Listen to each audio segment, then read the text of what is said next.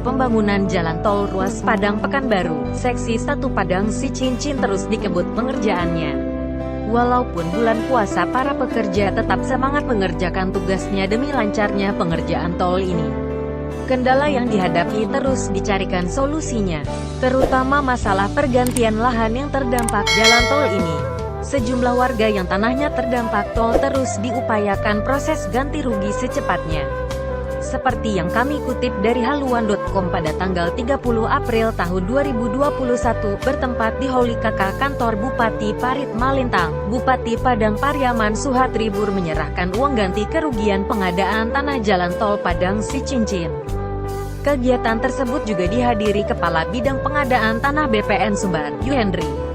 Bupati mengatakan, penyerahan ganti kerugian itu sebanyak 38 bidang tanah dengan total ganti kerugiannya berjumlah 19 miliar, yang akan diserahkan pada kesempatan ini. Ganti kerugian pengadaan tanah yang berada di Sungai Buloh Barat, Sungai Buloh Selatan dan Sungai Buloh Utara.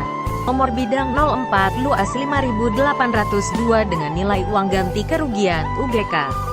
3.077.050.000, Nagari Sungai Buloh Utara Kecamatan Batang Anai Kabupaten Padang Pariaman.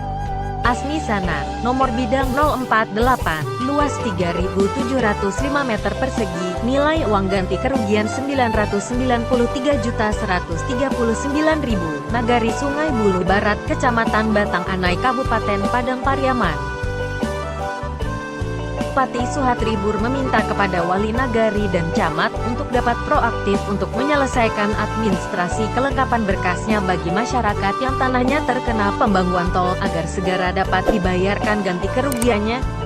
Ganti kerugian tanah masyarakat yang terkena pembangunan ruas tol khususnya di Kabupaten Padang Pariaman memang belum rampung 100%, kata Bupati mengakhiri.